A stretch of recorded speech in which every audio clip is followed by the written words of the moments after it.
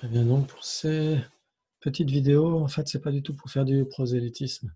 Dans la tradition bouddhiste, on n'a pas le droit de le faire, c'est simplement que, il y a eu une demande qui avait été, soulignée par rapport à des audios pour la méditation. On a eu un groupe de discussion et je me suis dit que peut-être ce serait utile d'avoir un support visuel aussi. Donc, simplement pour voir un petit peu les bases.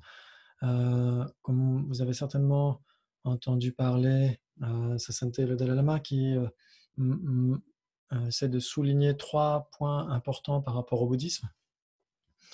En fait, il y a un aspect philosophique, un aspect scientifique, la science de l'esprit, et un aspect religieux, tout ce qui concerne plutôt les pratiques, les différents types de rituels, etc. Donc là, ici, c'est surtout sur l'aspect philosophique qu'on va essayer de se concentrer. Donc on va essayer de voir que l'enseignement du Bouddha n'a pas d'autre but que de nous aider à passer de la souffrance à un état de bonheur stable et définitif. Donc c'est plutôt difficile d'essayer de représenter le bonheur. Donc là, c'est juste un ciel d'été.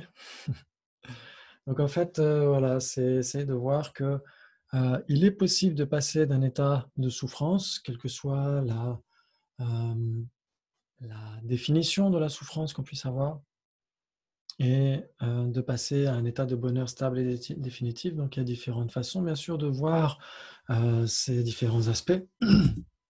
Donc quand on parle du bonheur et de la souffrance, qu'est-ce que ça peut être? Le bonheur, en fait, d'un point de vue général, on a l'habitude de le confondre avec le plaisir. En fait, on peut être dans une période où tout va plutôt bien, tout roule à peu près pour nous, pour les autres, autour de nous, dans notre famille, etc.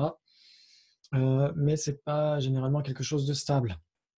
Un petit peu comme ici, le monsieur qui est en train de scier la branche sur laquelle il est assis. En fait, au bout d'un moment, n'importe quelle situation dès l'instant où elle est contaminée par le karma et les afflictions du point de vue bouddhiste, ce n'est pas du bonheur stable et définitif, c'est de la souffrance déguisée ou c'est une souffrance latente d'un certain point de vue. Et donc, le but de la tradition bouddhiste, c'est de s'entraîner, entraîner notre esprit, bien sûr pas uniquement le corps. Le corps, il y a les Jeux olympiques pour ça. Là, on essaie d'entraîner notre esprit à obtenir un petit peu plus de bonheur, une forme de bien-être intérieur qui puisse de moins en moins être soumis aux conditions extérieures. Et donc, comme on le voit souvent dans les textes, par exemple dans l'entrée dans la pratique des bodhisattvas de Shantideva, il dit: il n'est rien qui ne soit aisé avec de l'habitude. Il n'est rien qui ne soit plus facile avec de l'entraînement. Donc c'est très important de voir cela. Alors, quel type d'entraînement? C'est pas simplement pour essayer d'être plus intelligent, pour amuser la galerie, pour savoir faire des bonnes phrases, etc. C'est pas du tout de ça qu'il s'agit. C'est pas pour être un académicien notoire, etc. L'entraînement de l'esprit, c'est pour obtenir plus de bonheur, pour essayer de se débarrasser progressivement des états d'esprit malsains. Donc c'est ça qui compte fondamentalement. Et donc, comme dans tout domaine, il y a nécessairement la théorie et la pratique. Euh, Sinon, ce n'est pas ce qu'on doit faire. Si on n'étudie pas, c'est comme pour la musique, on a besoin du solfège, comme on a besoin de pratiquer, de jouer d'un instrument, etc. Donc on a souvent la tendance à mettre dos à dos la théorie et la pratique, mais en fait, les deux vont vraiment main dans la main. Donc quand on parle de cette théorie, de cette pratique, fondamentalement, ça repose sur trois aspects: l'étude, la réflexion et la méditation. Donc c'est fondamentalement de ça qu'il s'agit. On essaye de découvrir un petit peu de quoi parle le Bouddha. On essaye de réfléchir, de développer l'esprit critique, c'est très important. Lui-même nous a invités à développer l'esprit critique, de n'appliquer que ce qui nous semble cohérent, ce qui nous semble en accord avec notre situation personnelle, etc. Et la méditation, c'est l'entraînement intérieur. On essaie de se familiariser encore et encore avec la conclusion qu'on a essayé d'obtenir grâce à la réflexion. Et bien sûr, cette réflexion s'appuie sur l'étude. Il faut un contenu informatif pour savoir ce qu'il faut remettre en question, ce qu'il faut essayer d'appliquer une fois qu'on a découvert une forme de cohérence. Donc ça, c'est très important. Pourquoi l'étude? Parce qu'on a besoin d'une trajectoire, en fait. On veut passer d'un point A à un point B. Le point A, c'est notre état d'être ordinaire avec nos conflits intérieurs, nos problèmes, nos difficultés, nos différents types de souffrances grossières, subtiles et très subtiles, pour aller vers un état où on peut se débarrasser de tout ça. Donc si on ne sait pas quel est le contenu de ce qu'il faut analyser, réfléchir, remettre en question, on ne sait pas vraiment où on va finalement. Donc l'étude, c'est ce qui nous permet de nous déplacer depuis la base jusqu'à la voie et jusqu'au fruit. Donc la base, la voie et le fruit, c'est une façon de décrire la tradition bouddhiste, l'enseignement du Bouddha. Comme l'indique sa sainteté le Dalai Lama, on peut parler des 4 nobles vérités ou on peut parler de la base, de la voie et du fruit. Donc la base, la voie et le fruit, en fait, c'est là où nous sommes pour l'instant, la base. La voie, c'est le voyage qu'on entreprend pour arriver au fruit qui est la destination. Et donc la base, c'est la réalité telle qu'elle est. Donc il faut essayer de comprendre du point de vue bouddhiste ce que représente cette réalité. Donc il y a différentes descriptions, bien sûr. Le Bouddha a enseigné pendant 45 ans, donc il s'est beaucoup adapté à différents auditoires. Et donc il y a eu plusieurs traditions qui se sont suivies au fil des siècles, qui se sont succédées, qui coexistent.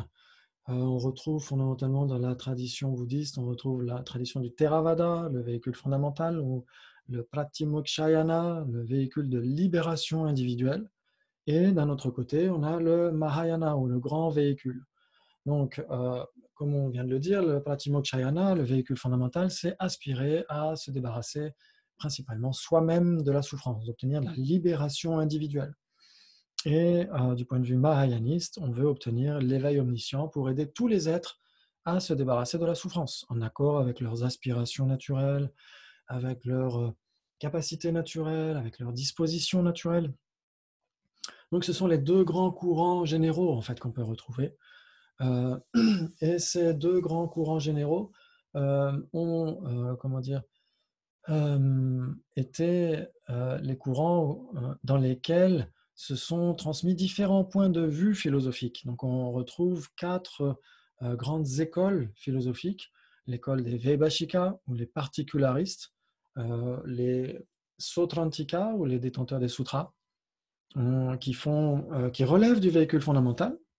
Et on a, du point de vue du Mahayana, on a les écoles du Chittamatra, l'esprit seul, et le Madhyamaka, ou la voie médiane. Donc, quand on étudie dans les grandes universités monastiques tibétaines en particulier, quand on étudie la philosophie ou les bases, c'est surtout d'abord du point de vue Sautrantika, et pas n'importe quel point de vue Sautrantika. L'une des sous-écoles des Sautrantika, les Sautrantika qui suivent le raisonnement, les Nyaya-Nusarin Sautrantika, par opposition aux Sautrantika qui suivent les écritures. Je crois que c'est Agama-Nusarin Sautrantika. Donc, c'est presque un pléonasme de parler des Sautrantika qui suivent les écritures, puisque les sutras sont déjà les écritures, mais c'est pour faire cette distinction fondamentale. On ne va pas entrer dans les détails, c'est simplement pour essayer de poser un petit peu le décor par rapport à tout ça. Et j'aimerais qu'on revienne un petit peu sur ce qui décrit finalement cette réalité. Donc, du point de vue bouddhiste, on a cet élément le plus vaste qui constitue cette réalité, et c'est l'élément du non-soi. Donc c'est un petit peu comme en mathématiques avec la théorie des éléments, avec les ensembles en fait. C'est la théorie des ensembles, c'est un petit peu comme ça. On essaie de voir tout ça. Et donc l'ensemble le plus vaste, c'est celui du non-soi. Donc c'est ce qui démarque la tradition bouddhiste par rapport aux écoles hindoues à l'époque, quand le Bouddha enseignait. Il a enseigné, il a décidé d'enseigner dans un lieu, à une période où il y avait certaines notions qui existaient déjà. Et donc il a pu essayer soit de prendre à son compte avec une signification différente, soit de remettre en question directement les points de vue qui existaient à l'époque. Donc, ce que le Bouddha a gardé, par exemple, c'est les renaissances, le samsara, les renaissances conditionnées par le karma et les afflictions, sans contrôle de notre part, le karma ou la loi de la causalité karmique au sein de la causalité en général, la libération, etc. Donc il a gardé certains termes, certaines notions, mais avec un sens très spécifique au bouddhisme. Et il a remis en question certains autres points de vue. Par exemple, du temps du Bouddha à l'époque, il y avait certaines traditions non bouddhistes qui maintenaient un point de vue euh, qui adhérait à un type de soi, donc un mode d'être d'une personne qui, la plupart du temps, était considérée comme étant unitaire, permanente et autonome. Et donc, c'est ce qu'on appelait l'atman.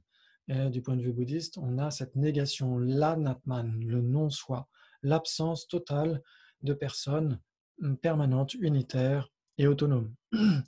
Donc ça, toutes les écoles bouddhistes réfutent ce type de soi permanent, unitaire et autonome. Donc toutes les écoles bouddhistes affirment le non-soi, ce type de non-soi en tout cas.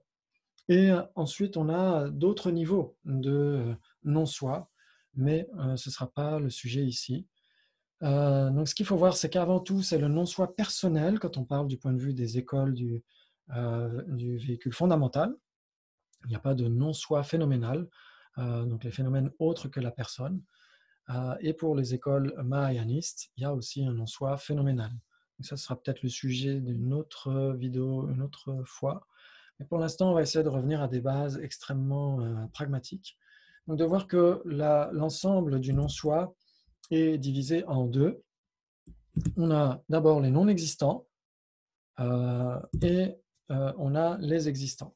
Donc les non-existants, en fait, par exemple, si on prend le soi permanent, unitaire et autonome, c'est un non-existant du point de vue bouddhiste, puisqu'on réfute son existence, on parle du non-soi.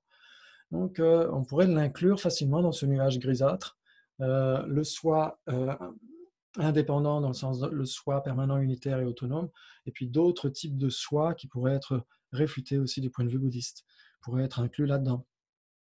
On a aussi donc bien sûr la fameuse corne de lapin, la plume de tortue, et puis voilà, la fleur de l'espace, donc des exemples qui sont souvent employés.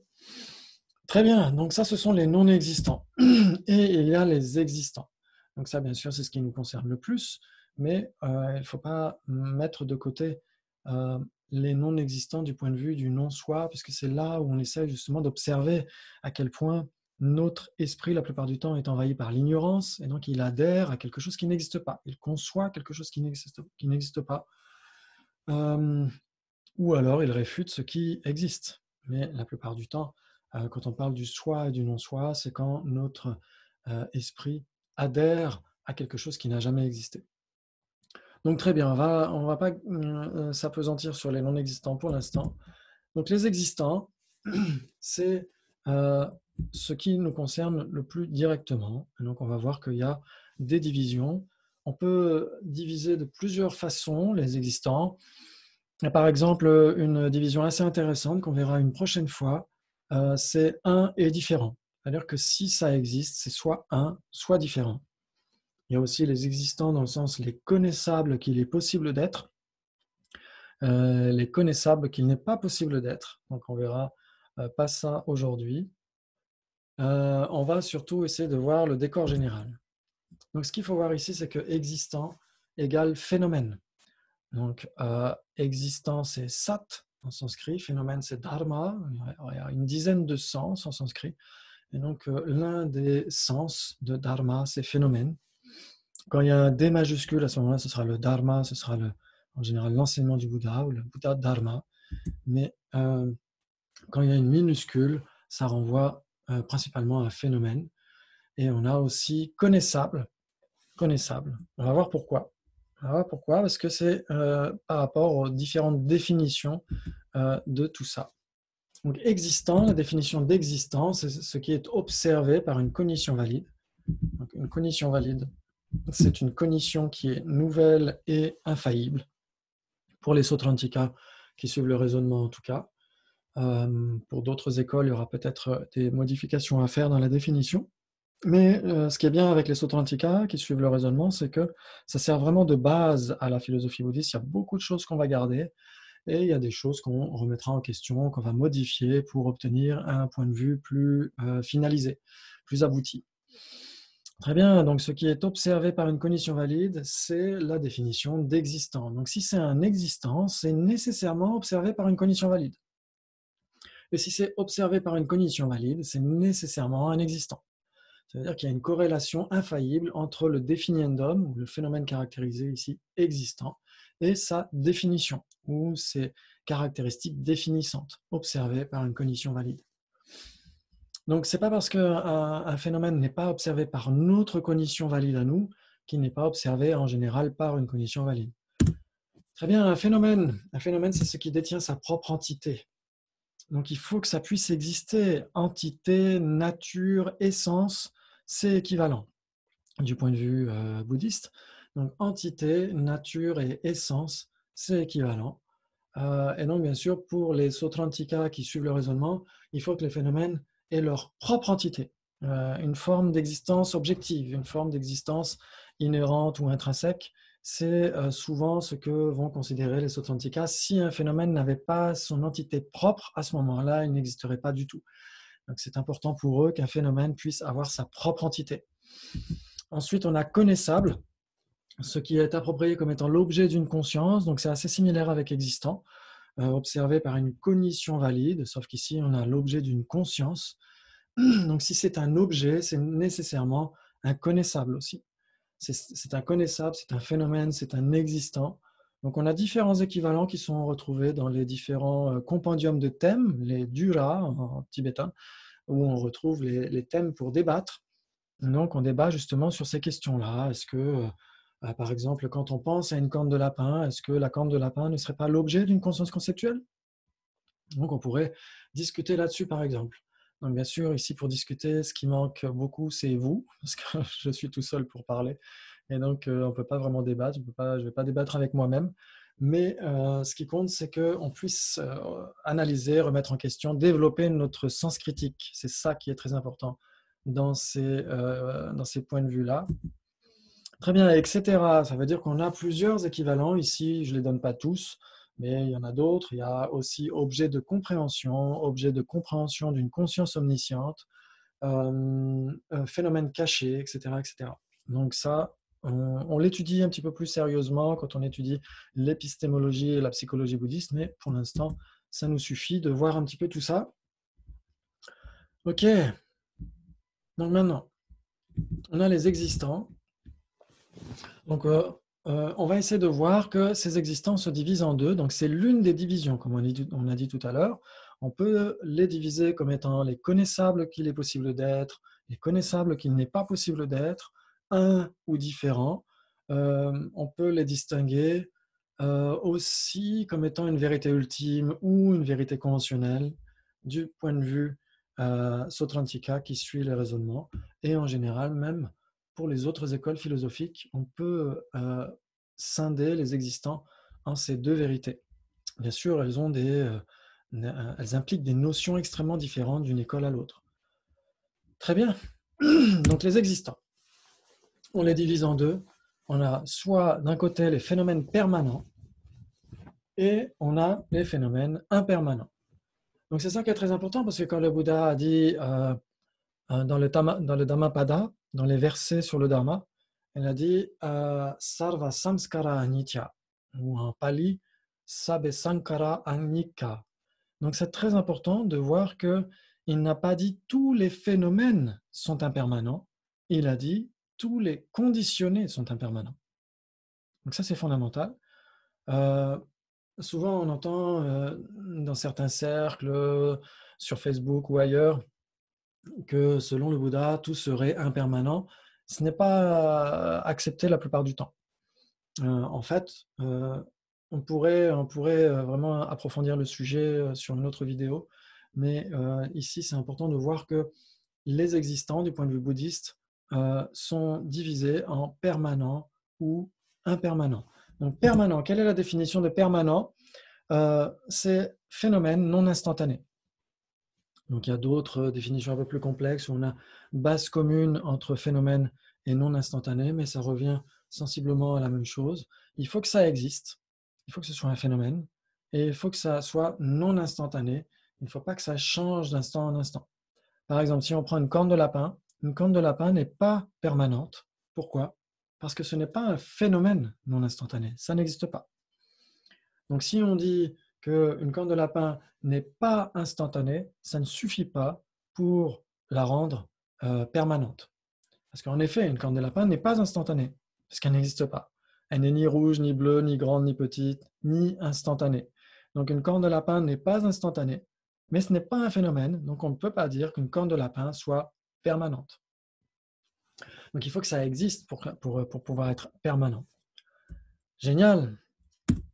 Maintenant, on a les impermanents aussi, donc c'est l'autre division qui nous concerne la plupart du temps parce que on ne se préoccupe pas si souvent des phénomènes permanents, mais dans la description de l'univers du point de vue bouddhiste, les permanents sont très importants aussi parce que le non-soi, par exemple, est permanent.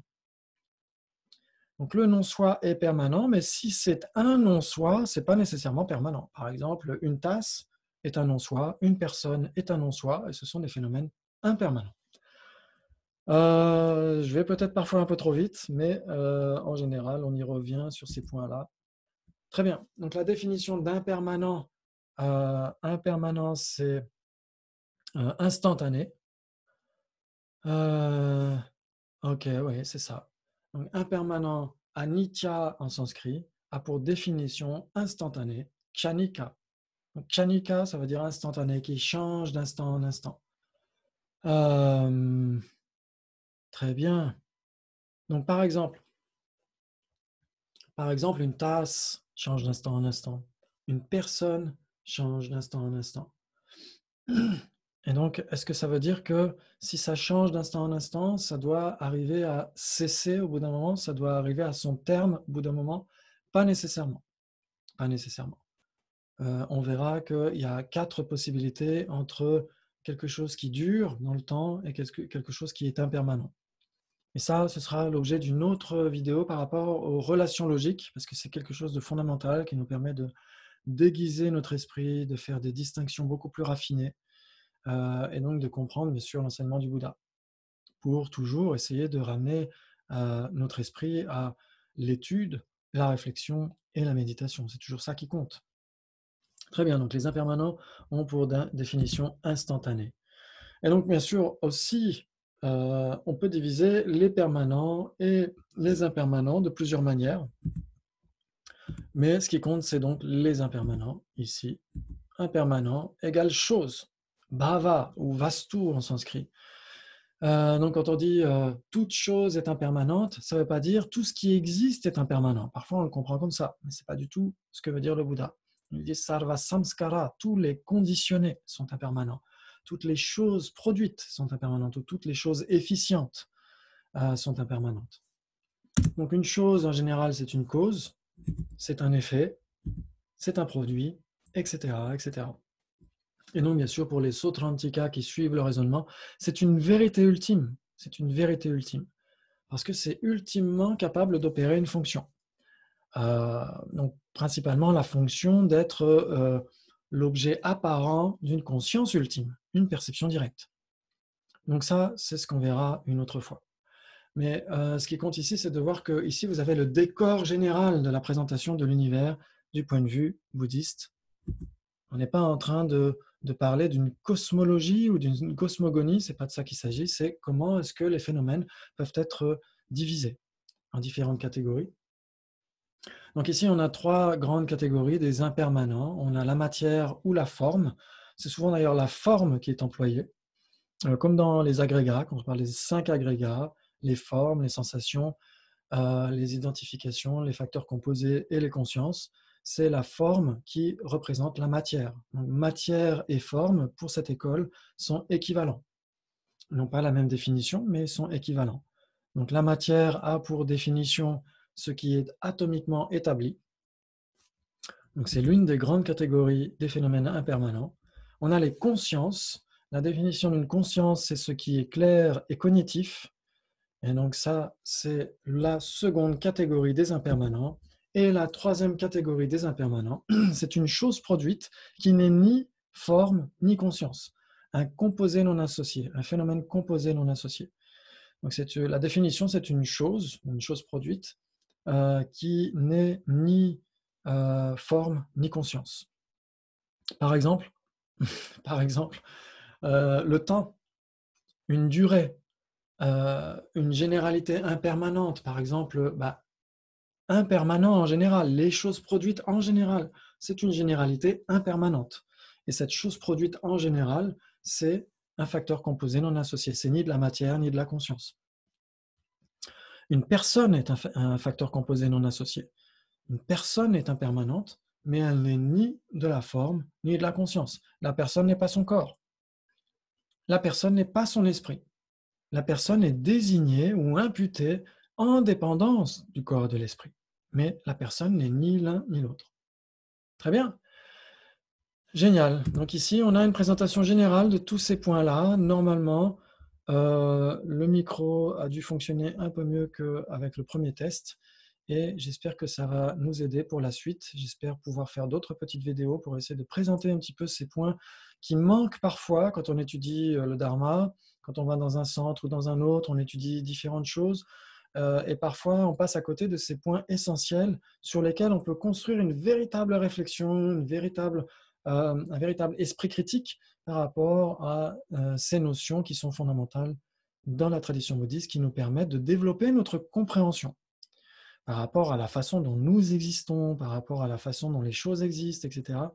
Et pour être de plus en plus en accord avec la réalité. Parce que du point de vue bouddhiste, ce n'est pas la croyance qui nous libère, mais la connaissance ou la cognition valide. Très bien, merci beaucoup. À bientôt.